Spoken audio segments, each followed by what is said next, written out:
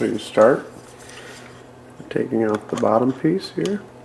You gotta slightly turn it. See the little notches here? And you gotta put your tool. You have to have the tool. You turn it towards even with that. And you have to pull this piece out. And then your spring can come out.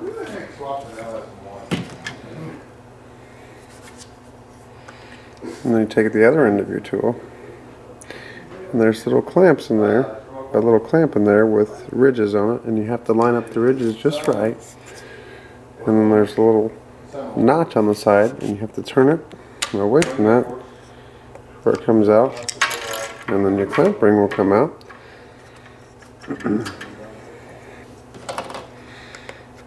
And then you work this black piece out. You take that off. Now you have all your pieces there. And then your spring.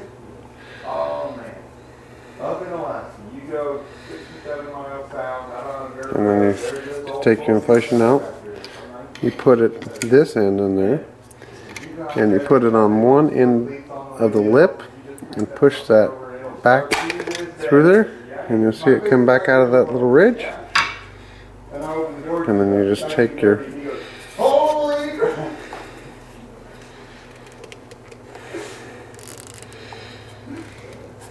just work your inflation off there.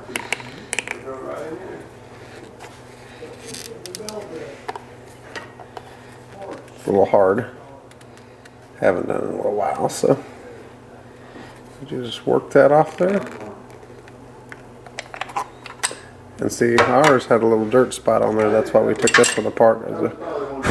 Needed to take that apart, so it was still a good inflation. But so now we've assembled it fully. You have all your pieces here, and the weight's popped off there. And you can see all of our pieces. And the biggest problem piece is the little valve right there. And we'll show you how to take that off here in 1 second. So now you have this piece here. And we're going to take out our valve and we're going to change it.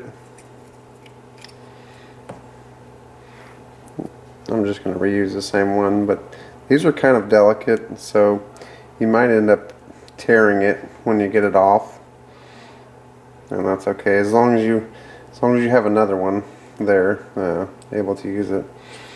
But it's kind of a bear to get it off there.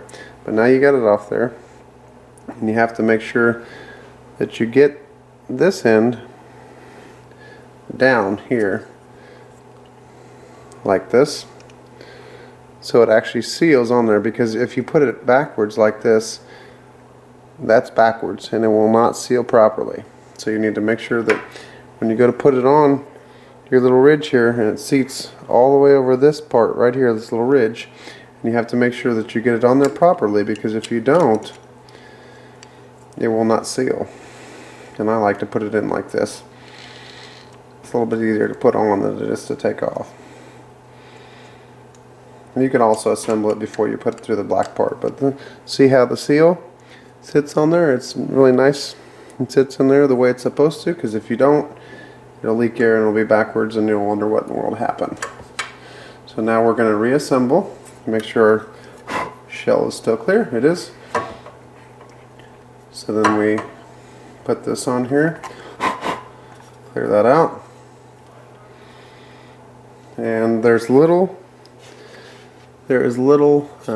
notches right above the GEA sign. There's a little notch on the inside on that side, and then on the numbers there's a little notch on the inside, and then there's also notches right above my finger there on the shell, and they have to go and line up properly, or again your inflation will not seat in there the way that it's supposed to. I always usually put these on right at about the same time, get it a little bit on there, which I didn't get it on quite enough this time. But put that on there before you get your inflation on too far, because it is, again, kind of a little bit of a challenge to get all this lined up, and then you kind of work it over with your hand, rock it back and forth. We got our notches lined up on this side. And then you also have, whoop, it's a little off on this side. And we got it seated in there correctly. And our weight is also on there correctly. And then this is the fun part. You see down in there, you can see it, and you can really see it from this side, where this inflation is not quite over that ridge, that plastic ridge on the inside you can see. So you got to take your tool, this end of the tool, and you got to put it in here. And you see that, but you got to kind of got to cockeye it to one side and push just a little bit of the side in there first. And then you can see where just a little bit poke through there. Oop, trying to come back out. And then you could just go along. You just go along there and you poke it through, because if you try to push from the middle, it's just going to frustrate you. But now you can see I worked it around and it's all the way seated in there, and it's seated in there properly, because if it doesn't, you're going to leak milk and it's going to be frustrating. So then you just do the opposite. You take your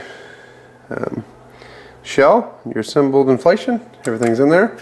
The next piece is the black piece, the little milk valve outlet, and then you make sure that that's seated in there flush. As you can see, it's flush against the rest of the shell. I always want to give it a little bit more push because it's not quite in there all the way. So like I said, you got to be flush. It's pretty well in there now. And then you take your clamp ring and you got to make sure that you get the ridges on the upward side, so you have something for your tool to grab onto. You put it down in there as far as it'll go, and then you get your tool this side and you match up your ridges and you twist.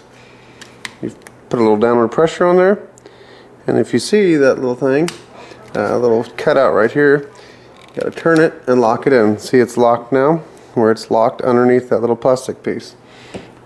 And then you get your spring and you put it on there. But before you do that, you want to make sure that this is exactly straight, this little piece right here, because your little shell, your little green cage, excuse me, has a perfect cutout for that little plastic piece, and it needs to be pushed up, because I pushed it down just when I was showing that off. It has to be pushed up, and that little valve's got to be out so that your green cage can fit over top of it. And then you put your little spring in there, and you get the cutout for the cage lined up. You get everything lined up, fits over there, and then you have to fit it nicely over your little white piece. And then you take your tool, this end, and you barely touch it.